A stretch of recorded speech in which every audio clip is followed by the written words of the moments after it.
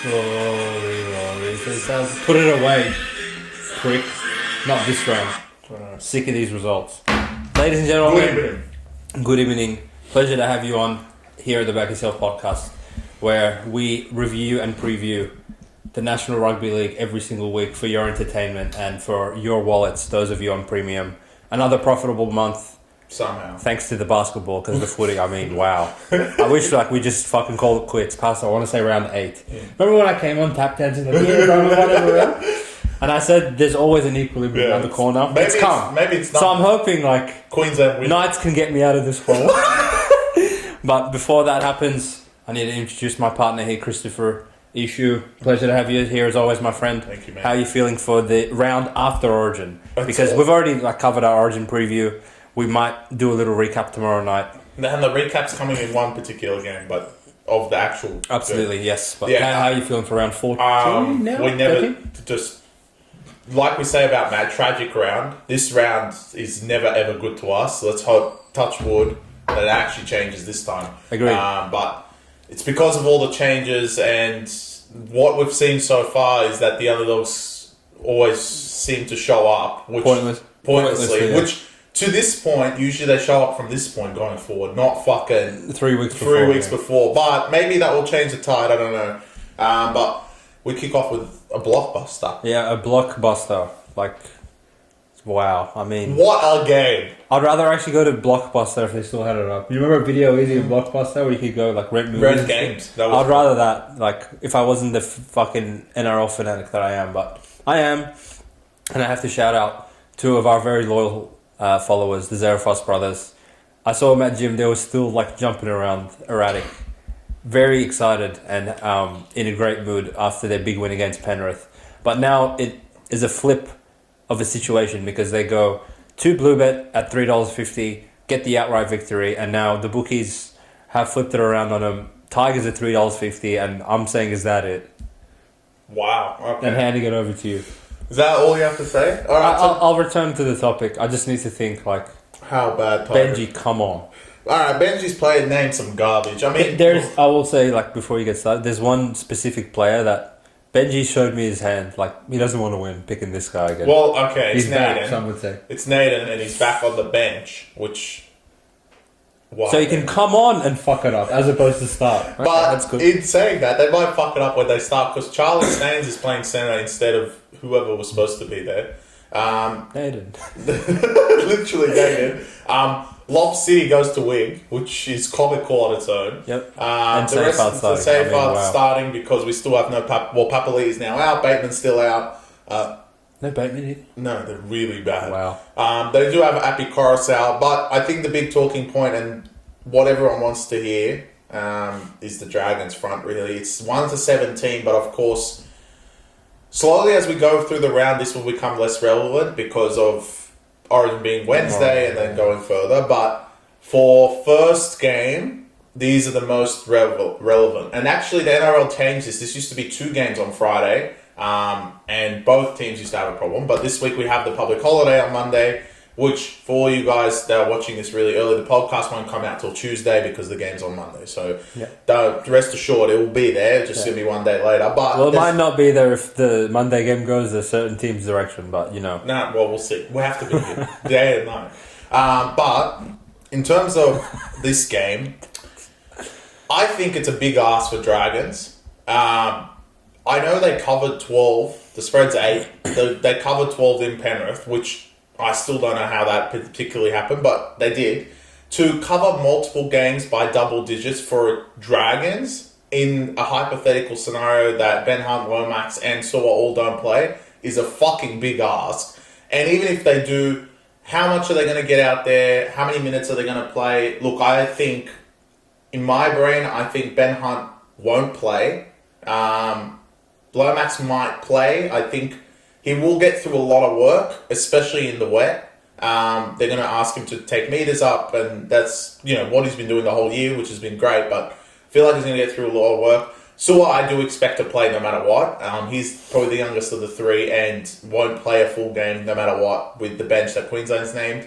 So, look, I'm going with the Tigers most likely in this one. I think to not cover 8 points, even if Naden is there, is a big ask for Dragons to cover 10 again, and they're not that fucking good after one round. And look, Dragons might win this. They're $1.30. I'm fairly sure that they will win this, but maybe a closer margin, 2, 4, 6, even 8, and you cover the line. I think somewhere around there. I can't see Dragons winning by double digits again without Ben Hunt and everyone else on the team. And Tigers, look, you came off a bye.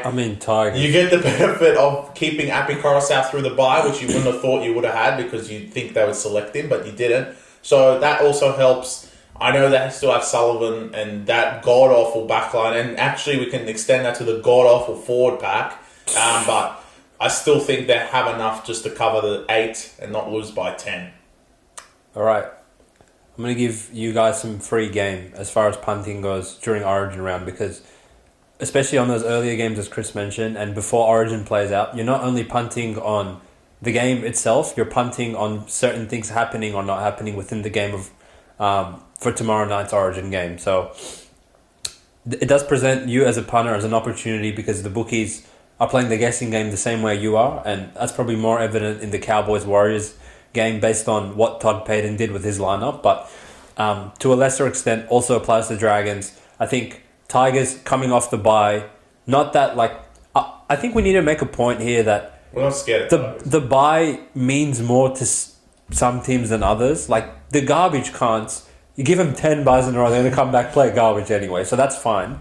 But Tigers physically get about 10 days off to refresh, and there's no question marks on the Tigers lineup. You know what you're getting, what you're going to be getting with them.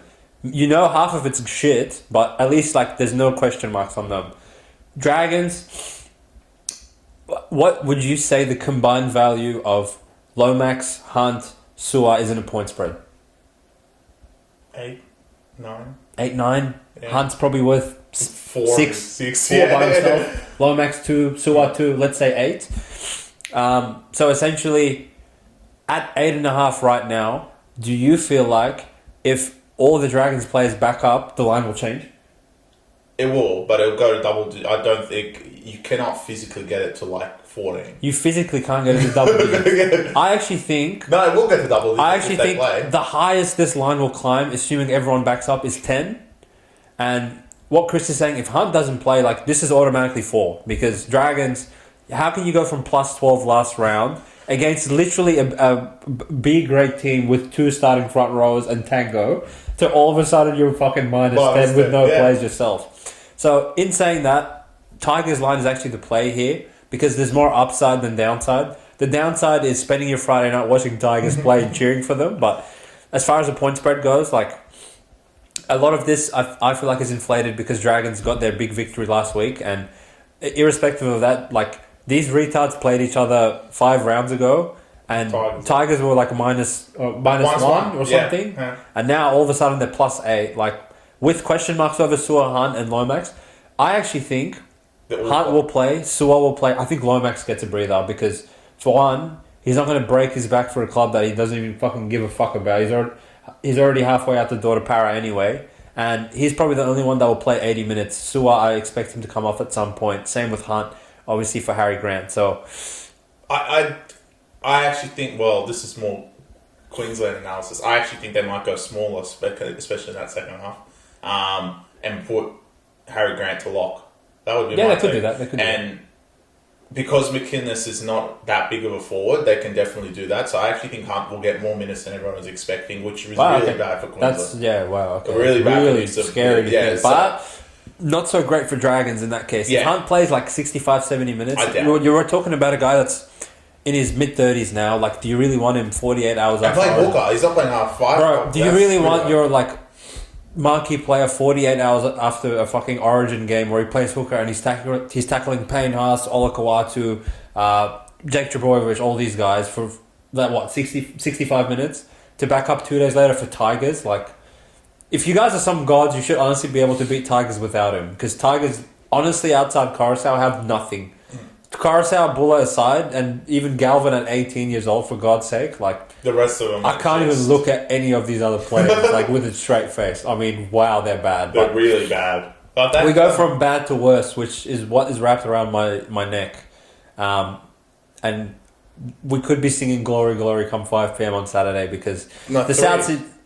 No, 5 p.m. As in, like, once the game concludes, cunts will be out on the streets for a 3-peat of massive proportions. After losing 17 spreads in a row, Souths have a 3-peat on the agenda, and in the way lies, and I believe, like, this is a 1 in a billion probability for Titans to cover 10 in a row. I mean, I've seen everything if this happens.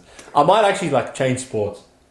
And instead of coming on here, like, Back Yourself might go in the direction of fucking Newcomb Ball or something. If Titans cover 10 in a row, They can. I might puke. It's South. But it is South, so anything's possible. But in terms of the actual game, I mean, South, like, I just refuse to believe you could have a bite and come back more retarded. But you guys pulled that off. Thank you, Ben Hornsby. Shout out to you. In the Titan side of things, Jaden Campbell listed in the extended bench. Keep an eye on that one, whether he plays or not. I feel like this fucker was due back 4 weeks ago and has just been wanking the whole time. So maybe he plays. Kenny. They don't need him. 4 in his back, guys. 4 in his back. And Fodawaker's due to back up. Who cares? Fafita didn't get picked for Queensland randomly, so he's in. Jack Whiten passes his concussion protocol after getting killed during the Para game. Not that it mattered. And he lines up, and luckily the South's halfback is dropped, and Cody Walker returns from his calf injury. Israel Folau returns to play centre for Souths, and I'm referring to what's that guy's name? Kenner. Yeah, Richie Kenner. Yeah, he's back, and Jacob Gaga's back. So I've seen everything with this team. And Kalama Matangi retains his spot at lock, where he had a man of the match performance last game. So, Chris, Cody Walker back. Both teams coming off a bye. Which team gets up in the toilet bowl? South. At 2.5 South. in the plus favour of South. South. Do you want to wear this? Titans. It is. I said this about the Dogs when they played Tigers, and I put them on upset alert. The worst time to come for the bye is when you guys are high flying, and just beating Brisbane to go to a bye is kind of a little bit deflating. That you haven't played for a couple of weeks, you would want to keep that momentum. And I think starting Randall for the 50th time, it seems, in a row, this time the bubble will burst and South Sydney will win this game. The toughest backup maybe of all the players for the round is Mo Fonawaker, because he plays maybe one extra day's sleep, but he has to fly all the way back to Queensland after his game. And we don't know how many minutes he's going to play at front row against Haas and Trebojevic and co. So, very surprised if he plays. Not that I think the spread will change, because Cody Walker got named today and the spread goes the other way. Yeah. It makes no sense. But I think Souths have enough. I don't think they trained during the bye, but I think they would have done maybe some fitness work, because I think they know they're a little bit behind the curve. And I expect that at a minimum from Ben Hornsby, that they actually try to get a little bit fitter, even though it's like halfway through the season, which is fucking insane. But I think they get this. Think about what you just said. I know. We're in round 13 and we're talking It's true though. We're sitting here talking about Ben Hornsby implementing fitness. It's true. It's true. I know, that's the thing that makes me fucking... So, I'm going to say South. I think the bubble of the Titans will pop, and South will have the same wins as Titans going into round 15. Yeah. I agree with you, but probably like confidence level 5.1 out of 10, because Titans have burnt me like many times throughout the weeks, and I want to reiterate that we have taken Titans many times. Like when Cunts said, why are you taking them at plus 16.5 against Cowboys? All of a sudden, that looks like a pretty good bet now, doesn't it? Fucking 9 rounds later, and they've covered every single week, but the spree has to end at some point, and I believe they will fall to the might of South Sydney. Cody Walker back. It was -1 without him, and now it's -2 with him. Like, it's, I guess, 4 and more. What, in the jersey number 50? Well, actually, so I guess 4 is more valuable than Cody Walker. I don't even know where Campbell fits in. Yeah. Did they drop Kenny? Really? Send him back to Bali. He's been playing great. He sucks. I know, but he's been playing great. Fuck that prick. Get Campbell back in there. Okay. Where's Manu? Is he coming back soon? Manu... No, he's out. He's not in the extended squad or anything? Okay. David Fafita does scare me, but... all good. We got Cody Walker. I'm not worried about that. Well, we have White, and I'm sure he'll mismatch Randall. And I truly hope, I pray Souths win this game. Because if I have to see Titans win again, and after what Souths did to us in the Para game, to have a bye and then quit to these cunts. That would be hilarious. Is this the first game Titans have been favoured against anyone? Yeah. Yeah, we'll see how that goes for the weeks. I'll check back in with you guys come Monday. No, in their covering streak. This is it. So they've been plus every single game and covered every single game. Now they're expected to win. It's a different ball game when you're expected to win and you are a shit side. And Titans, I believe the rugby league gods have to come and do their bit at some point of the season where, I'm really hoping this is around that naming degenerates in your team catches up to you. Yeah. How can you constantly name Chris Randall at 5'8" and go put up 40 points every game? It's actually getting sickening. It is sick. Can you just go and score 10? Well, obviously not. You're playing South. You're guaranteed 20 against these guys, but I'm hoping a bit of backyard footy from Trell Mitch, Cody Walker, Jack White, and 3 p.m. Damian Lillard. 3 p.m. Definitely will be total points unders because that's the backwards rationale. No, it can't be, bro. No, what is it? It has to be 50 plus. The South and Titans. It genuinely should be the highest total of the season. It should be, yeah. South approaching 60 with these two idiots. But let's see how that one goes. If I am wearing this come the review on Tuesday morning where you guys see it, then hopefully it was a good round because Titans have been sick of you guys. Pissed off for 1 week. A team that hasn't pissed off the last 2 weeks with literally no players. Getting essentially all of them back, but their main big dog, the New Zealand Warriors, go to North Queensland to play the Cowboys at 5:30 p.m. at Townsville. Interesting what Todd Payton's done here. Same shit as every other year, really. Extended bench, you just have to keep scrolling until you go all the way to the bottom because they have a squad of 50 cons and all of their Origin players are on the extended bench, and I guess we'll find out after tomorrow night's game and throughout the upcoming days where he will cut a few of those players out and start including a few more in as the week goes. Makes this game a bit hard to handicap because you don't really know who's running out there. So from the Cowboys end of things, same 17 named to start that got the chocolates against the Chooks on Sunday afternoon. But Warriors get back Adam Fanua-Blake, Kurt Capewell, Marana Niukore returns to back row.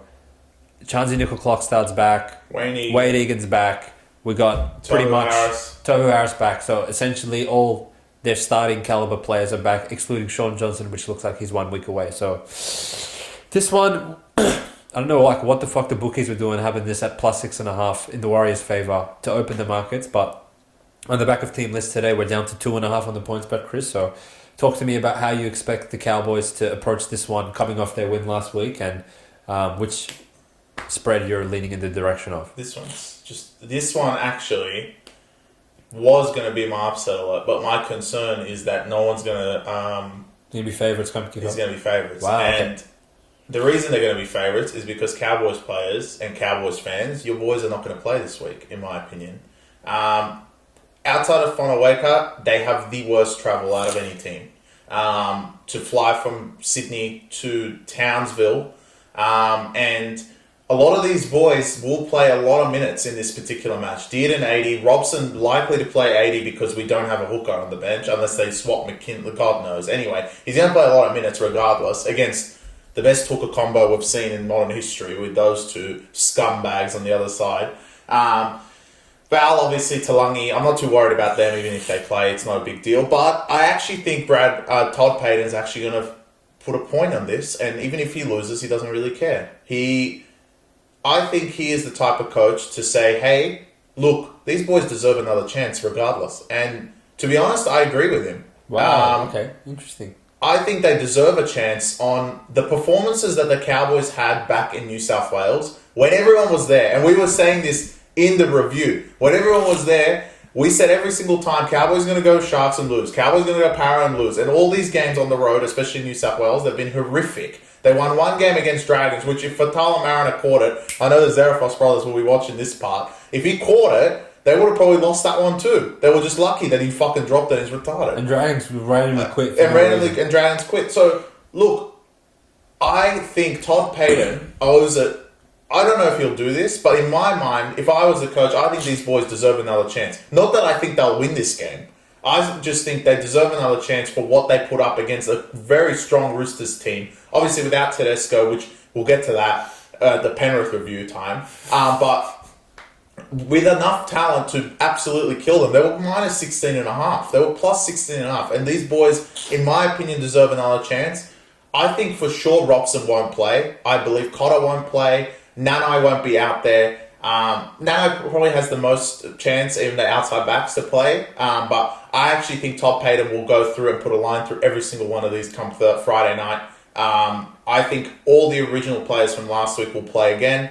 Even if they lose, I think he's showing them that, look, you guys are Origin caliber players, but playing on the road as garbage as they've been playing, you're not going to make the 8 with that sort of effort. And I'm not afraid to cut you out in a case that, look, you guys have played 5 days ago. I'd rather go with the effort side and what these boys have shown, especially against Roosters, which was no easy feat. They did it really tough. And I don't know if we said it on the podcast, but Cowboys, even with all their players, have never shown fight like that, and they showed more fight. So, look, I actually think they will not play for sure. Maybe Holmes, maybe Talangi. That's probably my 2 people that would play. And Warriors will be favourite. In terms of the Warriors forward pack, it's actually star-studded across the park with the returns of all their players. Other than Jackson Ford starting prop, I don't know what Webster's doing, but anyway. I think they'll have enough through the middle to beat the Cowboys. And I think they'll be favourite. That's why I'm going to stay away from this one being upset alert. That's my rationale on this particular game, which actually becomes very interesting because if they all play, it's kind of dead. Who cares? I completely disagree with you on every single front. I think had this game been a road game, I believe the Cowboys players would be like, Todd, we're tired, give us a breather. But if there's one team that gets like literally horny to play in front of their home fans, it's these bums. And I think I'm actually leaning in the opposite direction of Chris's rationale when it comes to winning the game against Roosters buys us a little bit more time to get our players rested and healthy and blah, blah, blah. I actually think winning the Roosters game galvanizes their players more to come back and keep the wins coming and start to put themselves in an actual realistic position of, we can actually make the 8 based off this stupid win. When all of our Origin players played, it kind of like indirectly puts all their Origin players under a bit of like duress and pressure in that, like, literally, in my heart of hearts, I believe this. Had Cowboys gone to Roosters full strength, they honestly would have lost. They would have. They honestly would have lost because their players just, backyard footy, let's just throw the footy around. Roosters, they're on our 10-metre line, all good. It's like, you can go get a try. But what we actually saw from the fill-ins from the Cowboys on the weekend was, all of a sudden, we're going to put some resistance up on our try line. When that Manu double movement try, I swear to God, if that was Holmes and Talangi, he would have just scored the first fucking time. So, if anything, this should actually put a bit more light of fire under their Origin players a bit more. The fact it's at home, logistically, not great. Spiritually and playing for the badge, I believe all these cunts will back up. Maybe excluding Robson. Maybe he'll play in a limited capacity, 30-40 minutes. I don't expect him to start, but Cotter, Nanai, Holmes, Taulagi, I think all of them go, and they will probably lose anyway to Warriors, because I think Warriors, for them to still be getting points with no players, if all these cunts get named, this is going to go to 5.5, 6.5 again. And at that point, I would probably take Warriors. If it stays as is, I would take Warriors at Pick'em. Let's say none of these cunts play. What if none of them play at Pick'em, yeah? They would do Warriors minus 2.5? Yeah. I'd still lay it. I would say if no one plays, I'll take Warriors. If everyone plays, wait and take Warriors anyway. Warriors are going to win no matter what happens. So that's my analysis for this one. Although I'm interested to see which one of us is right about whether these cunts play or not. Might be down the middle, some play, some don't. I think it's a big trigger to pull from Todd Payton to just literally play none of these cunts. I don't think it's that bad. He can't genuinely expect to go win again with these rights. No, he's making a point.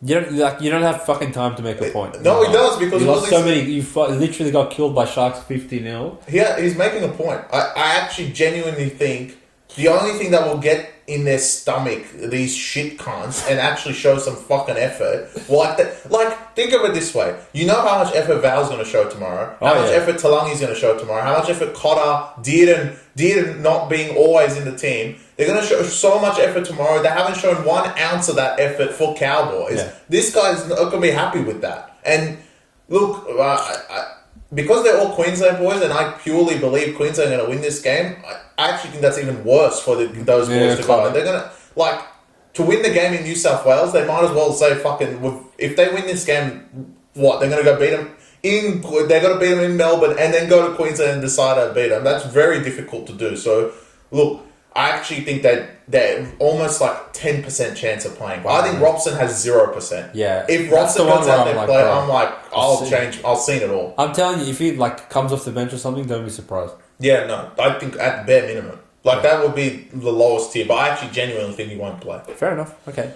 Well, speaking of a game that's not playing. As I said, like with these Origin rounds, it's a bit of a guessing game, and you can even see like two seasoned vets like me and Chris. He sees it one way, I see it the other. So it's more of a like patience and waiting game at this point.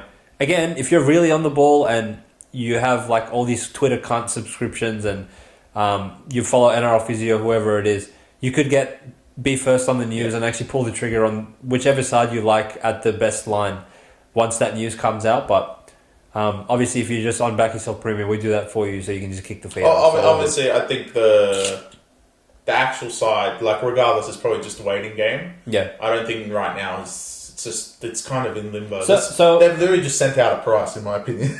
So in what capacity would you take Cowboys? If they all play at 2. If they all play and it's -2, you take Cowboys. If you get it at 2 quick enough and they all play, I think 2 is pretty short. Warriors still don't have SJ, and that's like a big part of their team. Their backline's pretty bad. I think the forwards will have a go, but then I'm saying they all will play, so I think that backline is going to give them a bath. Now, this is the interesting thing, right? We all know Warriors' strength is their forward pack, so if these cunts all play backing up 3 days like after Origin, honestly, they're actually better off not playing. I'm telling you. But I think like Todd Payton he'll pick up. I think maybe Todd Payton feels the pressure, like he can't miss the 8 again, he needs this, but look, I think they might win the battle and lose the war towards the end, and you can't keep doing this. They did this all of last year and they didn't make the 8. There's got to be a change in what you do. You might want to give one away and change your season later because you have the most Origin players by some miracle. Which is hilarious. But because of that, you need to be careful with these particular games because some of them are winnable, some of them are definitely just not worth the win. Because later in the year, when you come back down to New South Wales and play, I don't know, or go to Melbourne, play Melbourne, or go to Bluebird or something. There's games that, look, you're just too tired and you can't compete with them. But I'm sure you got Roosters as well, so and South. But this game, as uninteresting it is, it's interesting because everyone's on the reserves. One game that they pulled the trigger as soon as the lineups came out and didn't shift at all. Are you guys asleep? Is the Brisbane Broncos at home to the Cronulla Sharks. Now, Brisbane has done a different strategy. Didn't put them on the reserves. Have named them all straight up. Trust me, doesn't mean it's as safe as anything else because they all have replacements on the bench. If you didn't see, Wiz Khalifa's back. Oh, Wiz is back. He's on the bench. He's actually 23. I guess they get named extended teams. They have more players than they do select for Origin, but anyway. Sharks did pull the trigger. No Nico Hines. I think it's a bad move from Fitzgibbon, but look, I respect it. After his first game, I'll tell you why it's a bad move. Because they're in a different case. I don't think you'd go that direction. That's why well, we can go into the analysis. They're going to get fucking killed if they all play. They might as well not show up. Again, Brisbane have a trip. Walsh, Haas, Carrigan, which I don't like. I can see them not playing as well. But I think the Cowboys ones are much more in jeopardy of not playing. Especially Broncos coming off a bye and then their recent loss to Titans. I don't think Kevin Walters is going to be too happy with these guys going clubbing after the game. So they're definitely going to be back in Brisbane as soon as possible. In terms of the Sharks front, I think Fitzgibbon, I mean, you already blew your lead at the front and you might as well have just thrown one of the fourth tyres away. I mean, you've already lost 2 in a row. What else does that have to show you that you need this kind of as much as possible? And it's not even a chance of playing. Is there not slight manipulation you can fucking play if he was just named 23? I mean, the audacity of you to just be like, nah, it's all good. And look, I know your team is still talented, and we've seen that without Nico Hines, you're competent, especially beating Melbourne. But this would be 3 losses in a row, and with Melbourne most likely to win against Polo Boy's team, Knights. I mean, they're going to be first and a win in front of you guys from being 2 wins in front. That's pretty embarrassing from a Sharks point of view. And as much as any other team in the competition that wants to make the finals, you guys need the most home finals as humanly possible because you guys haven't won a fucking finals game. So imagine having a road finals game. So you better make the fucking 4 and not having Hines and losing Parramatta, which not many teams have lost to this year. Now I understand with Mitch back, but still, a lot of the top teams have already beaten them, got them out of the way, and you guys fell to them last week. And I thought it was pretty good performance from you guys, having a lot of possession, holding the ball, didn't drop it. I can just imagine what's going to happen in Brisbane. No Hines again, and this time, it can't keep flying that you guys complete 97% or win these games. I think you're going to get absolutely demolished. If all the Brisbane players play, this, in my opinion, should be 12.5. I want to send Cronulla a formal message. So you might as well say what I said. And I want to look directly in the camera, and Fitzgibbon, if you're out there listening, just... You know, like, you're already halfway to not showing up by not naming Hines. Just don't show up. Fuck it. Just go there, plant the white flag in the middle of Suncorp and just go back to the sheds and fly back down. Because I guarantee you right now, injury aside, Walsh, Haas, and Carrigan are all going to... They're going to back up. It's obvious they're going to back up. Yeah. Cobbo will back up as well. He's on the bench, isn't he? So. Cobbo will back up as well. Is back. Katoni's back. Literally, Brisbane, are, assuming everyone plays that's playing Origin, are 1-17, excluding Adam Reynolds, which is a scary sight for the competition. And as far as Sharks go, look, you're going to lose the battle but win the war. Opposite to what Chris said, by resting Hines, Fitzy's playing the long game, and he's been around enough premiership squads to know that premierships are not won in June. So that's what he's doing, resting Hines, who already has the questionable calf. Why the fuck would he play 80 minutes in Origin on Wednesday night, healthy, and then go tear his calf 2 minutes into Broncos where you're going to get raped anyway? Makes no sense. You're better off resting. Fair play. I actually would have told him to not show up had Hines played anyway, to be honest. So yeah, exactly. He knows they're going to get killed anyway, so he doesn't give a fuck. I don't know. I think it's still a bad move. For Broncos to lose to Titans in that fashion, not just lose to Titans, but concede 36 of them, these cunts have had it drilled into their head for the last 2 weeks from Kevy and the coaching staff. Fucking wake up. We literally just got killed by Titans. And I'm sure he's pushing defense. And that spells danger signs for fucking Daniel Atkinson, Braden Trindle. I mean, they're going to be flying off the line of these cunts for the whole game. And Sharks, even though you get a mini bye with the long turnaround from the Thursday night game at Bankwest Stadium, going to Suncorp in this situation... I will really plead with you guys, don't show up, because it's going to get ugly, and I think they're going to put a decent score on you guys. I'm not saying you'll lose by 50-0, because you still, Cronulla Sharks, you still have talent. Ronaldo, the rest of the backline's all there, but if this full time was 36-10 or something, I would not be shocked. I think Sharks are fucking dead meat. Mate, I will agree with you on that one. The next game, which I'm very interested to know what you're going to say about the next one. Melbourne host the Knights. The first place, my team. The ladder leaders, Melbourne Storm, host the Newcastle Knights at Amy Park. Melbourne are essentially full strength outside of Pappy and Munster, which is a lot. But they still have Hughes, who hasn't played in God knows how long. It feels like. And you played in the Manly game. Oh, you did play in the Manly game for me. Yeah, for you. And at this point, this is when the Origin thing kind of goes out the window. All of them are most likely going to play barring injury. So obviously Harry Grant. Knights don't have any Origin players, but they managed to lose to Tigers. And look, Adam O'Brien, we call you the professor because you've really cooked this one up really well.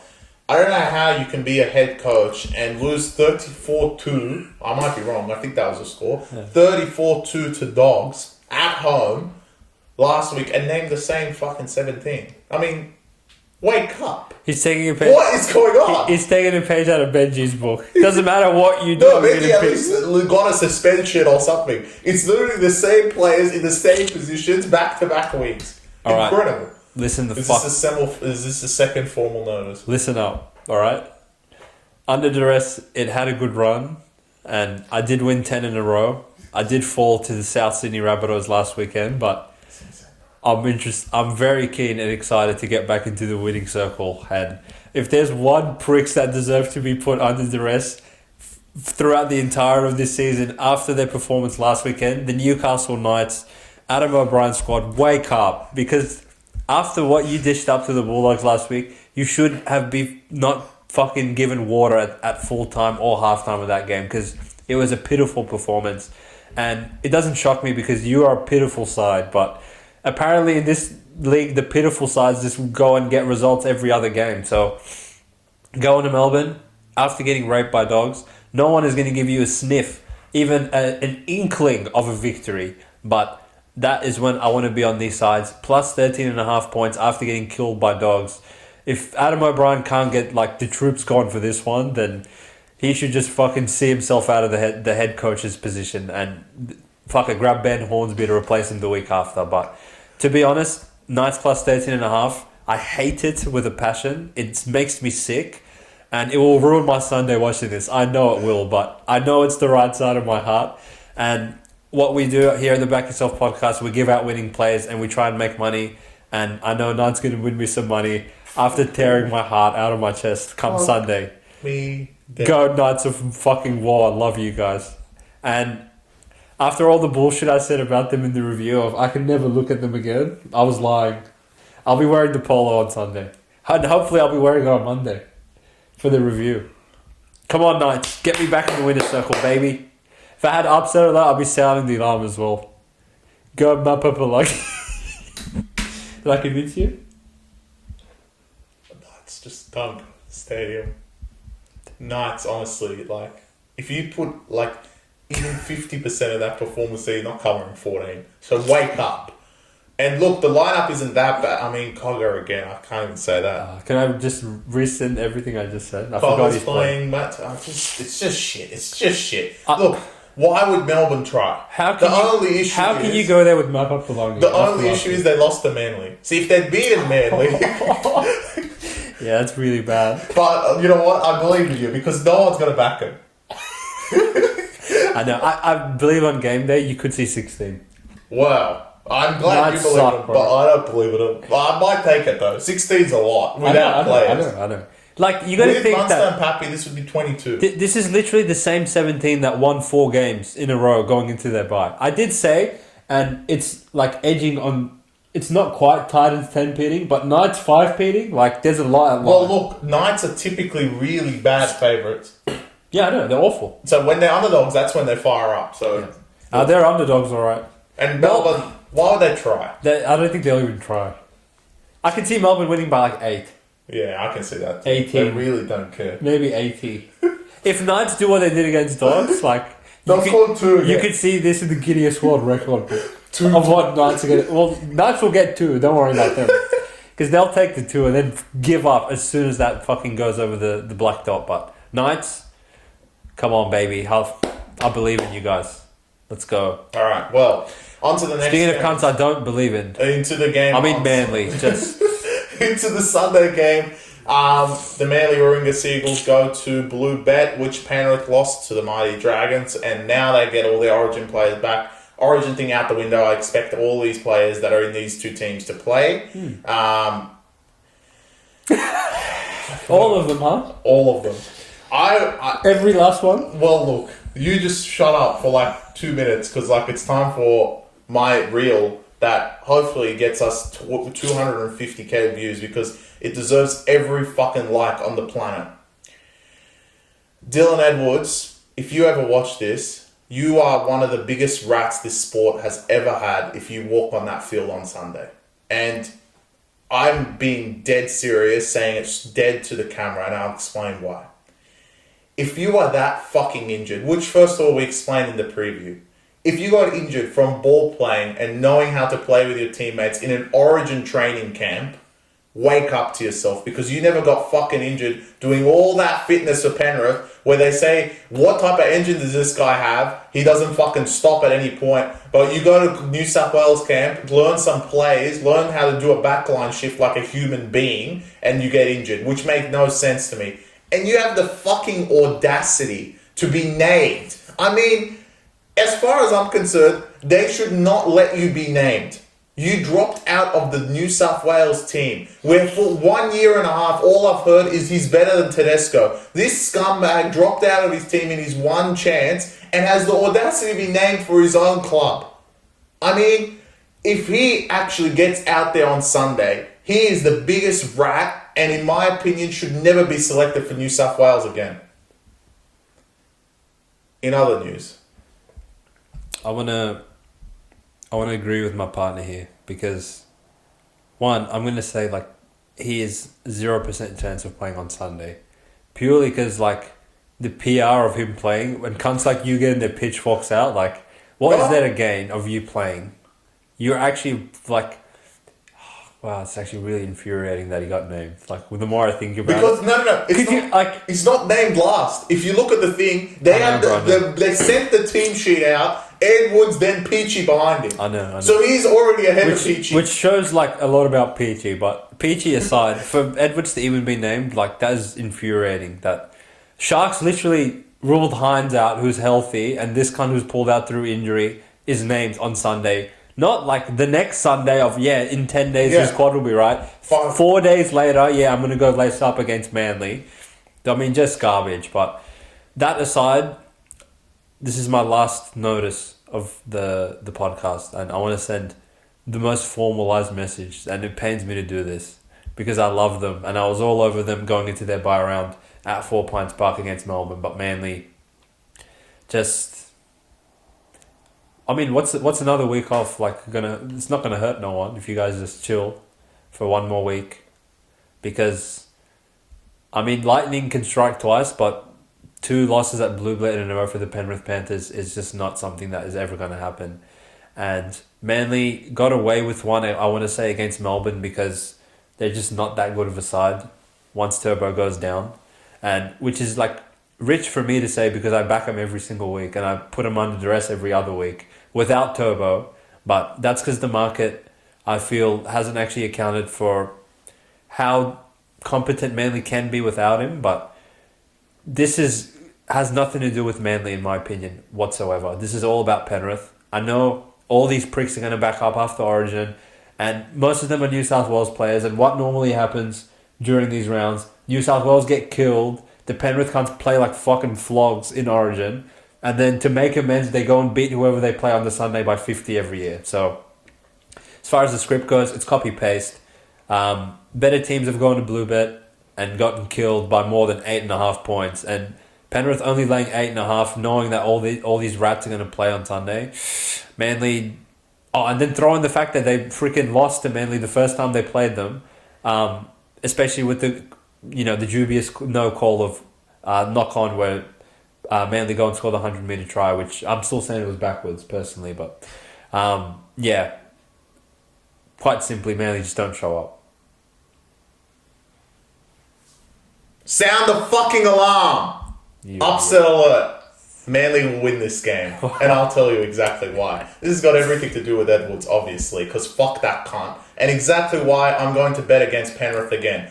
Manly are perceived at this point to be as bad as Dragons, which they're definitely fucking not. They were 9.5. Dragons were 9.5 without Penrith's Origin players, and now they're 9.5 again with everyone back. Kohler comes back into the centres. Typically, if you actually look on paper, the Manly backline is better than Penrith's backline across the board. I trust Cherry Evans over Luai any fucking day. The forward pack just needs to hold on for dear life. I don't think Jake Trbojevic will get a lot of minutes anyway because fucking Maguire's going to try and play small and try and fit the Queensland game, which is not going to work anyway, hence picking McInnes. So, I am going to go with Manly. If this gets to 10, which it probably will, take the 10 points. I think Manly will win this game outright and beat Penrith twice. This is not Penrith of old. What I saw from Penrith last week is absolute garbage. They conceded 16 points in 10 minutes to Dragons with 2 Fines. They cannot be minus 10. I know what they do. I know what they do every single fucking time after Origin. But this is not the same Penrith. I said it at the start of the season, and I'm going to say it right now. This is not Penrith of old that you can just expect them to flick a switch and all of a sudden they're good again.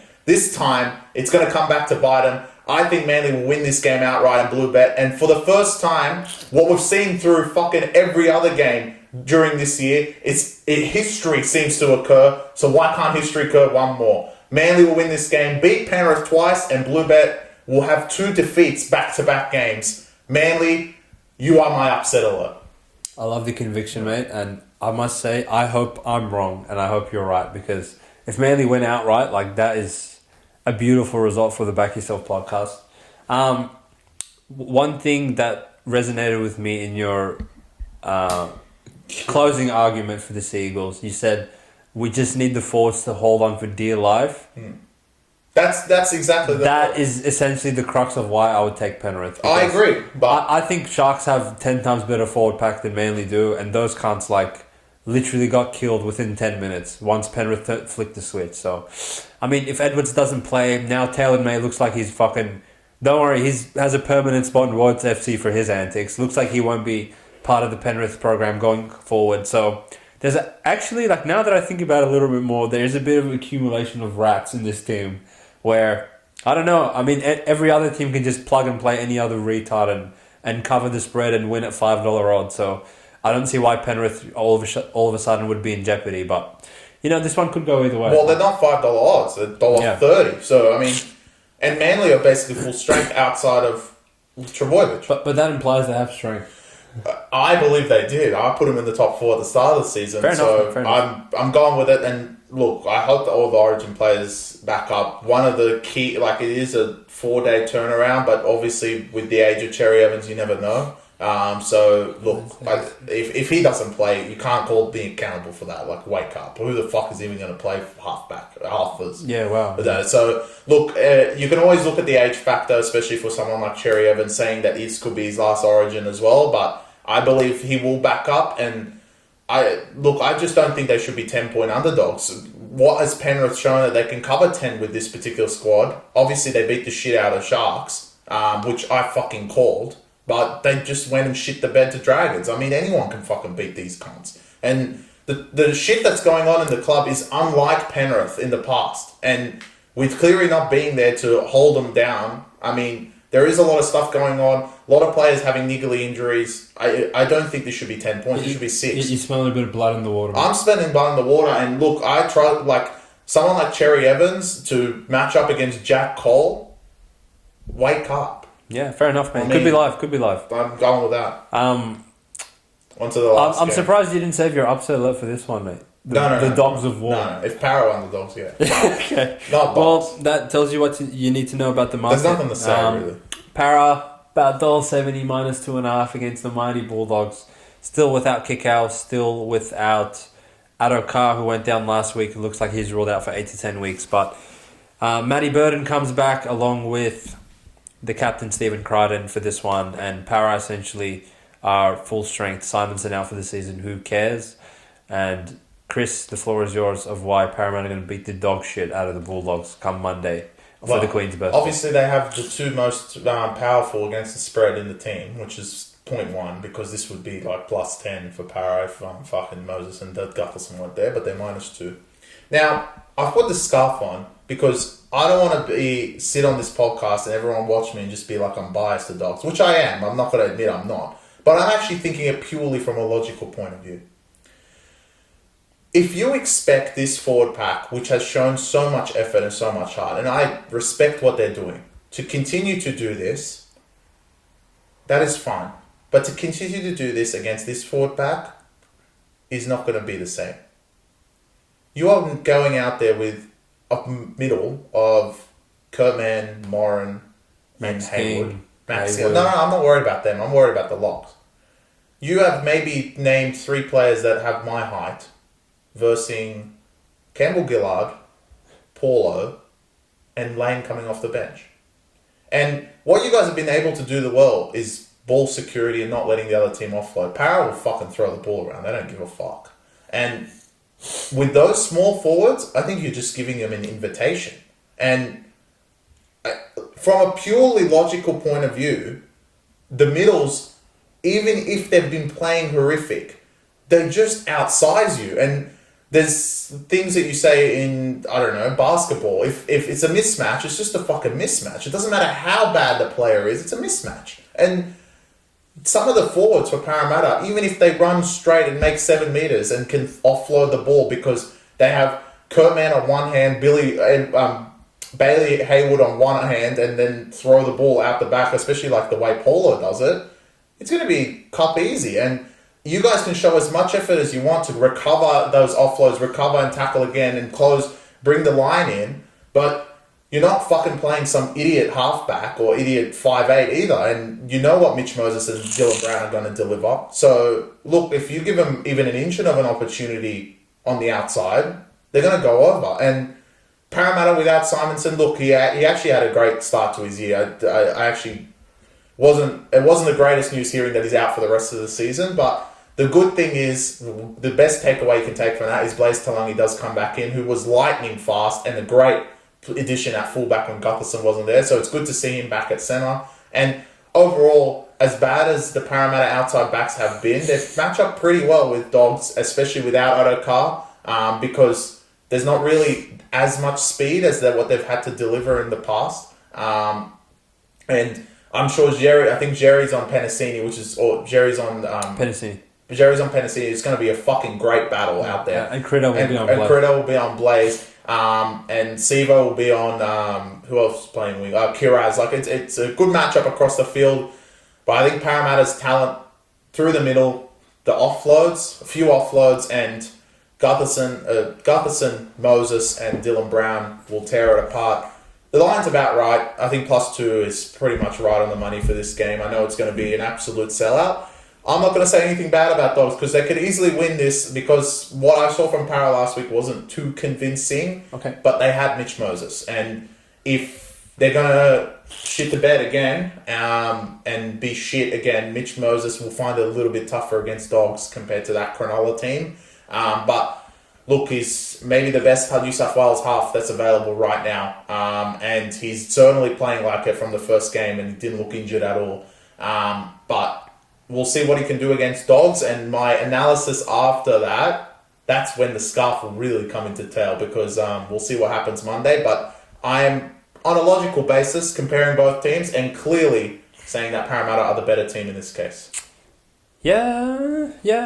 I don't think Chris and I delve too much into individual matchups or how we think a game will play out in terms of like tactically and that sort of thing, where more so the external variables of this team, they're traveling very far, they're on a short turnaround, they're garbage, this sort of thing. But as far as Chris's analysis goes in the middle of the field, but the only thing that kind of concerns me is Dogs, like, their forward pack's been shit on paper, for weeks and weeks, but yet, like, there was no reason for them to go without Kikau and Burden.